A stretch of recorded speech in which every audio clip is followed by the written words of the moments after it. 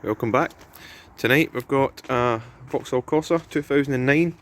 This one here is a 1.2 litre engine, and we're going to do an oil leak on this one. This is an extremely common leak on a Vauxhall Corsa.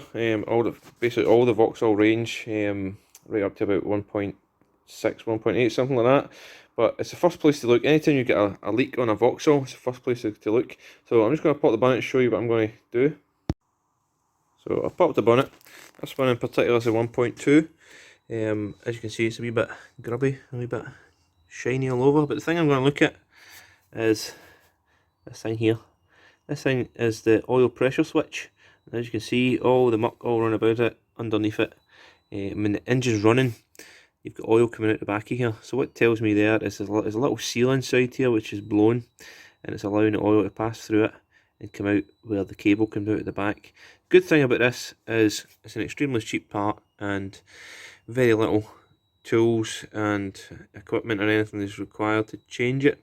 So the only thing I need to do is, if I take the plug off the back of it, just pull this wee clip, take that off.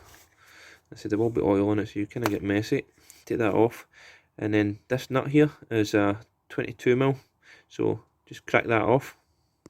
So then I've got a 22mm spanner attached onto there. I'm going to show you a little trick. You can just pull on this and it'll crack, but when it cracks it will go suddenly because it's been on there for quite a while. And it's always you're on the risk of punching something or whatever, so I'm going to use the hammer trick just to crack this off.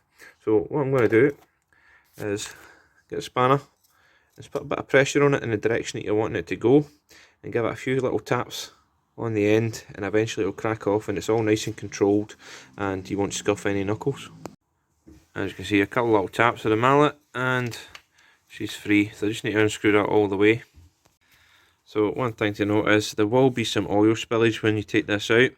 What I've done is I've left it for about half an hour. I've turned the engine off, left it for about half an hour, and hopefully most of the oil sinks back down to the sump, so you haven't got as much up at the top end here. So I've just put a rag down there, and I'm just going to unscrew this all the way. One thing to note, I suppose, as well, is there's a little washer in here. Make sure the washer comes with it and it doesn't end up stuck to the cylinder head there. So there's the old one out. I'll just give it a wee wipe down so it's not leaving oil everywhere. And there's a new one. You get them from all major motor suppliers. Don't have to go to the main dealer as such to get this. And it costs, I think, £8.44 rings a bell. So let's get this out. There we go. Just make sure the washer's still on it. So what I'm going to do is I'm just going to give the cylinder head just a little clean first, and then I'm going to try and screw this band back in. Well, that oil pressure switch is out. I'm going to take the opportunity to get a rag and get down right inside there and try and clean off as much of this oil as I can. So I've kind of cleaned off what I can with the paper towel, but what I'm going to do at the end is get in there with some brake cleaner, something like that, just to blast all that away. But in the meantime, I'm going to put this pressure switch back in, get it all back together again. And that's that pressure switch back in. There will be a torque setting on this, but if you try and think of it just like a sump plug, it doesn't need to be too tight. Bear in mind this is probably aluminium that's screwing into, so it doesn't have to be too tight, just a little nip, get it so it's finger tight, maybe a quarter turn after that, and that should be absolutely fine. But just imagine it's just like a sump plug, you don't want any tighter than that. So now that that's in, just need to put this plug back on the back of it. That's that back in. It can only go in one way. If I get you in there, but there's a little clip, a little tang on the end of the pressure switch here, so it can only go in one way. Can't really get it wrong. So now it's to the fun part, and that is to try and clean up all this oily mess.